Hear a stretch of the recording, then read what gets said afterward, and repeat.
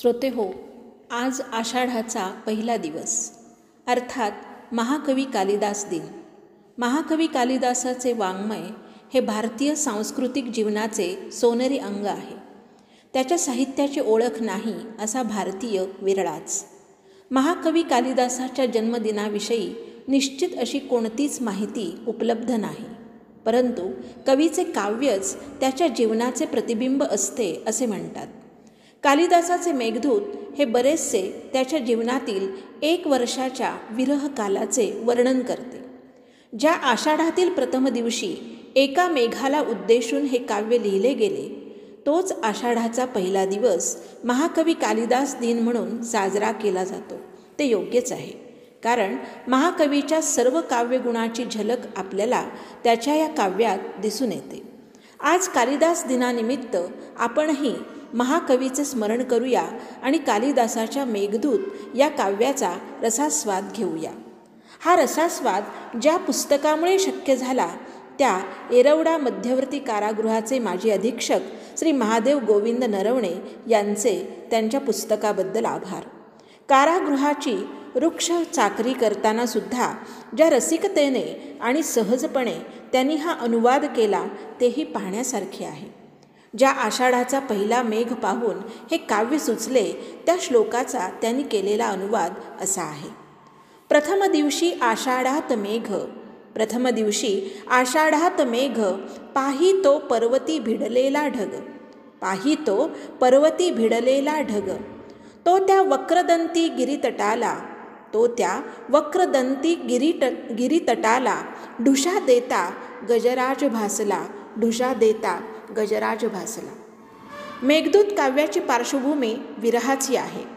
यक्षांचा राजा कुबेर याच्या सेवेला एक यक्ष कार्यतत्पर राहिला नाही, म्हणून त्याला त्याच्या पत्नीपासून दूर रामगिरी पर्वतावर 1 वर्ष हद्दपारीची शिक्षा झालेली असते. हद्दपारीच्या काळात 1 वर्षभर प्रिय पत्नीपासून दूर राहावे लागल्याने तो यक्ष विरह व्याकुळ झाला. तशात सुरू झाला पावसाळा. आकाशात मेघ दाटून आले की विरही मन अजूनच व्याकुळ होते. तसेच काहीसे त्या यक्षाचे झाले. त्याला वाटले आपण आपली ही व्यथा या मेघाला सांगूया आणि या मेघाजवळच आपल्या प्रियेला संदेशही देऊया. यक्षाच्या स्थितीचे वर्णन करणाऱ्या या ओळी पहा. श्रावण मास आला जवळ, श्रावण मास आला जवळ, विरह कांतेला कळविण्या कुशल, विरह कांतेला कळविण्या कुशल, मेघास दूत समजून यक्षाने, मेघास दूत समजून यक्षाने, त्या अर्घ्य दिले अतिप्रेमाने, त्या अर्घ्य दिले अतिप्रेमाने. खरे तर हा मेघ अचेतन आहे. तो दूताचे कार्य कसे करेल असा विचारही त्याच्या मनात आला नाही. कारण धूर वायू अग्नी व जलापासून, धूर वायू अग्नी व जलापासून बनलेला मेघ तर आहे अचेतन, बनलेला मेघ तर आहे अचेतन. तो हा संदेश नेईल कैसा, तो हा संदेश नेईल कैसा, तरीही परवा न त्या विरहग्रस्ता, तरीही परवा न त्या विरहग्रस्ता. विरहाने व्याकुळ झालेल्या मनाला चेतन अचेतन काय कळणार. त्यामुळे यक्षाने या मेघालाच आपले दूत होण्यासाठी विनवले व दूर अलका नगरी येथे असलेल्या आपल्या घराचा मार्ग सांगण्यास प्रारंभ केला. श्रोते हो, या मार्गाचे आणि येथील पावसाळ्यातील निसर्गाचे बहारदार वर्णन कालिदासाने खूप अचूक केले आहे. पुणे येथील डॉक्टर भावे यांना हे वर्णन खरेच तंतोतंत आहे का अशी उत्सुकता वाटली आणि त्यांनी आपल्या खाजगी हेलिकॉप्टरमधून कालिदासाने मेघदूतामध्ये वर्णन केलेल्या मार्गावरून प्रवास केला. आणि त्यांना या प्रवासात काय आढळले तर या प्रवासात कालिदासाने सांगितलेला मार्ग आणि तेथील निसर्गाचे वर्णन हुबेहूब आहे असे त्यांना आढळले आणि ते त्यामुळे आश्चर्यचकित झाले. तात्पर्य असे की कालिदासाचे भौगोलिक ज्ञान आणि निसर्गाचे ज्ञान प्रत्यक्ष अनुभवावर आधारित होते, केवळ कल्पोकल्पित नव्हते. यातूनच कालिदासाच्या कल्पनाशक्तीची आणि निसर्ग निरीक्षणाची महती पटते. कालिदासाने सांगितलेल्या या मेघदूताला मार्गातला निसर्ग कसा दिसेल, विशेषतः पावसामुळे निसर्गात झालेला सुखद बदल कसा अनुभवता येईल याचे वर्णन आपण पाहूया. मेघाने प्रवासास सुरुवात केल्यावर त्याला चातक पक्षी, बगळे आणि भूमीवरील भुईछत्रे कशी दिसतील याचे वर्णन करणाऱ्या या काव्यपंक्ती पहा. मंद मंद अनुकूल वारा, मंद मंद अनुकूल वारा, तुझं वाहूल नेईल सारा, तुझं वाहून नेईल सारा. तुला भेटण्या चातक येईल, तुला भेटण्या चातक येईल, तुझं मधुर स्वरे, तुझं मधुर स्वरे गान ऐकवील. बगळ्या उडून उंच गगनात, बगळ्या उडून उंच गगनात, तुझं भेटतील हर्षे रांगेत, तुझं भेटतील हर्षे रांगेत. गर्भधारणा समीप म्हणून त्या फेऱ्या घेतील आनंदात, त्या फेऱ्या घेतील आनंदात. तव कर्णमधुर गर्जनेने, तव कर्णमधुर गर्जनेने भू अंकुर उमलती मजेने, तव कर्णमधुर गर्जनेने भू अंकुर उमलती मजेने. भूमी भुई छत्र्याने झाकून मोद देतोस तिला मनोमन, मोद देतोस तिला मनोमन. मेघाने प्रवासाला सुरुवात केल्यावर त्याला इंद्रधनुष्य दिसेल, जणू प्रवासामध्ये शुभलक्षणच. तसेच मेघ आणि इंद्रधनुष्य जवळ आल्यावर जणू सावळ्या कृष्णाने मोरपीस घातले आहे असे भासावे. हे वर्णन करणाऱ्या या ओळी पहा. सप्तरंग इंद्रधनुष्य प्रथम, सप्तरंग इंद्रधनुष्य प्रथम, शुभसूचक तुझं दिसेल जाण, शुभसूचक तुझं दिसेल जाण. तो तव नील श्यामल वर्णाला, तो तव नील श्यामल वर्णाला, सुशोभित करील शोभेल आपला, सुशोभित करील शोभेल आपला. तव शरीरी इंद्रधनु शोभे कैसे, तव शरीरी इंद्रधनु शोभे कैसे. श्याम शरीरी मोर पिसा जैसे, श्याम शरीरी मोर पिसा जैसे. वृंदावनी श्यामल बालकृष्ण, वृंदावनी श्यामल बालकृष्ण, त्या समघना शोभशील तू पण, शोभशील तू पण. ग्रीष्म ऋतूत बहर आलेला आम्रवृक्ष मेघाचे किती आत्मीयतेने स्वागत करेल आणि त्या गर्द आम्रराईला पावसाळ्यामुळे जो नीलवर्ण आला आहे तो कशामुळे आला असेल याचे वर्णन कसे केले आहे पहा. मित्र आश्रया आला म्हणून, मित्र आश्रया आला म्हणून, आम्रकुट जाईल प्रेमे भरून. सर्व जाणती उपकाराला, सर्व जाणती उपकाराला, तोन विन्मुख होईल तुझला.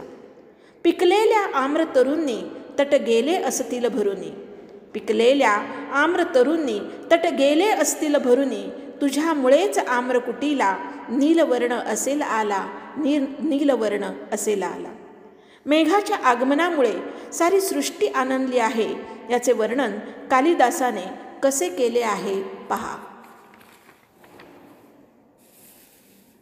भुंगे हरिण हत्ती प्राण्यांना, भुंगे हरिण हत्ती प्राण्यांना, तू वर्षून प्रसन्न करशील त्यांना.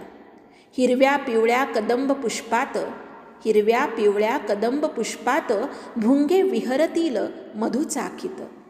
प्रथम वृष्टीने तुष्ट भूमीला, प्रथम वृष्टीने तुष्ट भूमीला, मधुर सुगंध असेला आला, मधुर सुगंध असेला आला. वनीचे हरिण प्राणी नाना, वनीचे हरिण प्राणी नाना, मार्ग दावतील पुढे जाण्या. चातक जलबिंदू पिताना, चातक जलबिंदू पिताना, यक्षगणा पाहतील गगना. बगळ्या गगनी उडता रांगेत, बगळ्या गगनी उडता रांगेत, त्यांना त्या बघतील मोजित, त्यांना त्या बघतील मोजित. मेघाचे आगमन झाल्यावर सारी सृष्टी सुगंधाने भरून जाते. विशेषतः केवड्याचे कणीस मोहरते. पक्षी आता घरटी बांधायला तयार होतात आणि जांभळाचा सडा डोळ्यांना सुखावतो. अशा प्रकारचे वर्णन करणाऱ्या या काव्यपंक्ती पहा. दशार्ण देशी आगमन होता, दशार्ण देशी आगमन होता, पांढरा वर्ण केवड्या कणसा, पांढरा वर्ण केवड्या कणसा. पारावरच्या वडपिंपळावर, पारावरच्या वडपिंपळावर, पक्षी घरटी बांधण्या तत्पर. पिकलेल्या जांभळामुळे सारा, पिकलेल्या जांभळामुळे सारा, प्रदेश दिसेल तुझला काळा. राजहंस पक्षी तुला पाहता, राजहंस पक्षी तुला पाहता, आनंदे प्रस्थान करतील नाथा, आनंदे प्रस्थान करतील नाथा. मेघगर्जना या कानाला एखाद्या मृदुंगासारख्या वाटतात. अशा आशयाचा हा श्लोक पहा. शिवाय उज्जैनी येथे महाकालेश्वराजवळ जी पूजा बांधली जाते त्यावेळेला जो डमरूचा आवाज आहे तो या मेघगर्जनेसारखा वाटतो, अशी कल्पना कवीने यामध्ये केली आहे. तू संध्याकाळी महाकालेश्वरी जर न पोहोचलास तर थांब घडीभर म्हणजे सायंपूजेचा थाट पहावया मिळेल तुझला तेव्हा राया. तूही मृदुंग वाद्यासम गर्जनेने सहभागी हो पूजेत भक्तीने. यामुळे तर मेघा तुझला जन्मफळ मिळेल खात्री मजला. श्रोते हो, उपमा कालिदासस्य अशी एक उक्ती आहे. याचा प्रत्यय देणाऱ्या या सुंदर काव्यपंक्ती पहा. जेव्हा गंगेच्या पाण्यात मेघाचे प्रतिबिंब पडेल तर ते कसे भासेल याचे वर्णन करणाऱ्या या काव्यपंक्ती आहेत. गंगेचे स्फटिकासम स्वच्छ नीर प्राशण्या गगनाहून झुकावे तू तर. तिच्या पात्री तव प्रतिबिंब पडता तुझं प्रीती संगम भासेल तत्वतः. मग गंगा यमुना संगम येथेच झाला म्हणती जन. प्रयागापरी ते दृश्य सुंदर दिसेल तुझला अतिमनोहर. अशा अनेक सुंदर काव्यपंक्तीने सजलेलं कालिदासाचं मेघदूत म्हणजे संस्कृत साहित्यातील एक अनमोल रत्नच आहे. आषाढाच्या पहिल्या दिवसाच्या प्रसंगी मेघदूतातील पाऊस आणि त्यामुळे हरखून बहरून गेलेल्या निसर्गाचे हे पर्जन्य गान तुम्ही ऐकले. कालिदास दिनानिमित्त आपण कालिदासाला विनम्र अभिवादन करूया. जय तू कालिदास.